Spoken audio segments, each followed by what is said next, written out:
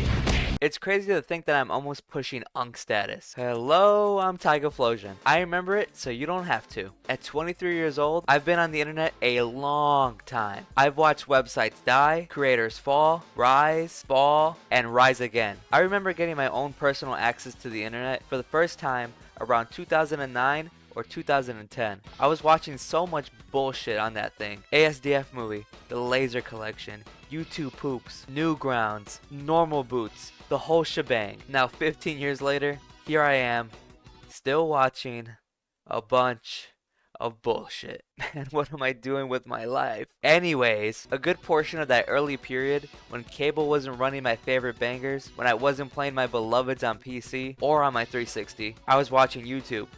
And two channels out of the many I was tapped into were Cinemassacre and Channel Awesome, where the subject of this video resides, and that man being Doug Walker, the Nostalgia Critic. Listen, I could create a whole piece just based on the lore of Channel Awesome and its extended universe, like the Change the Channel document, Smiling Friends, Jew Wario, the Spoonie incident, but enough of that. We aren't here to talk about Suburban Nights, To Boldly Flee, or the Atop the Fourth Wall movie. We're here for the original shitfest itself, Kickassia. What was Kickassia? It's the first part in a 3-part film series by Doug Walker and Rob Walker. This first film was broken down into 6 parts, and it focuses on the critic and his team, consisting of members of the whole The Guy with the Glasses circle, like Film Brain, Angry Joe, Linkara, Jew Wario, Spoonie, Cinema Snob, Fayless, Nostalgia Chick, etc, etc. The whole gang's here on a quest to take over the 1-acre land of the actual micronation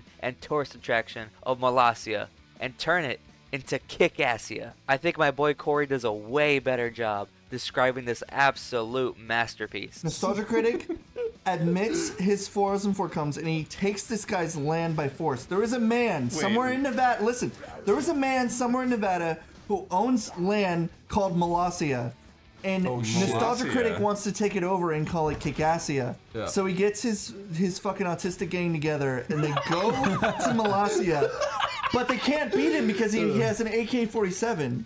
So then they show up with actual weapons this time around. Wait, he wants to do eminent domain on some dude's property, so... Yeah, so he shows up with all his friends. And then they take over Kickassia.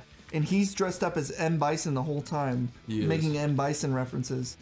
And then Dr. Insano... I don't even know what you're saying. Dr. Insano... Dr. Insano! Yes! And M. Bison battle to the death and kill Santa Christ. I'll just go out and say it. These films are pretty terrible. The obvious irony is a guy who bashes films, like the Nostalgia Critic, can't seem to write or produce a good one himself. Don't get me wrong, there's a few good gags in this, like the iconic "Are we Nazis or are we Nazis?" speech. But it's only an acre of land. What can we do with an acre of land? What can we do with an acre of land? Whoa. People, what may start as just a small acre of land will blossom into something larger than any of us can possibly imagine. Yeah, like 2 acres of land. You know, there's another group of people that thought like you, Linkara, they were called Nazis! They were closed-minded, hate-filled people that just want everything their way. Are you a Nazi, Linkara? No. Are you a Nazi, Linkara? No. Because I don't want any Nazis around here. No, I'm not a Nazi. I'm not a Nazi. Good. Now let me tell you about a group of people that didn't give up. They were called Nazis. They had a crazy plan too. Everybody thought they were nuts. But you know what? They got pretty far, didn't they? Because they were dedicated. Yeah! And strong. Yeah! A lot of people said they were crazy. Well, everybody says that we're crazy, so that gives us a better advantage, doesn't it? Yeah! Think about it. First, we take Molossia, and then the neighbors down the street. And then their neighbors, and then their neighbors, and then their neighbors. Until we build a military force so gigantic that nobody will be able to stop us. And then we go global.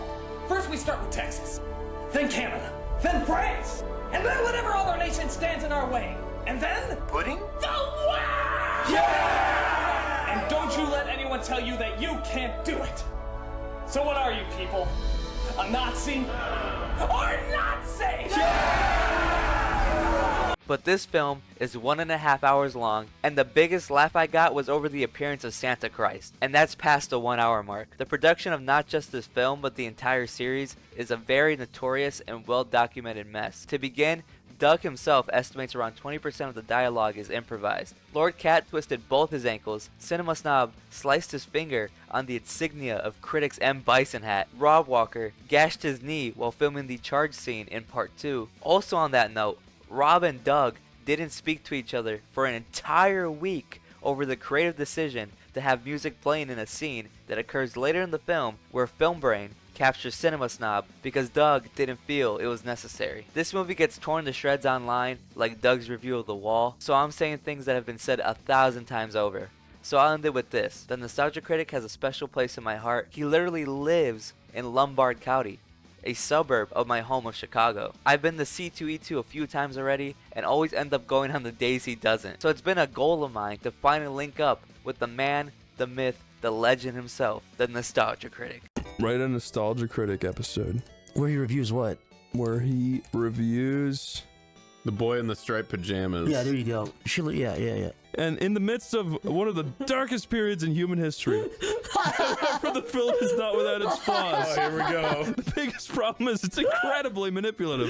The film, He's like, son of the mask. Imagine if he did a fucking review where he was like, treat you with reverence, and he was like, this is not funny. This is just a good. the film constantly tries to tug at your heartstrings, and it doesn't always succeed. The other problem is that the film is very one-sided. One-sided. It's clear that the filmmakers have a very specific point of view. And they're not interested in hearing any other side of the story. Overall, The Boy in the Striped Pajamas is a powerful film, but it's not perfect. It's manipulative and one-sided, but it's still a beautiful story that will stay. It's so one-sided. It makes the Germans out to be like the bad guys.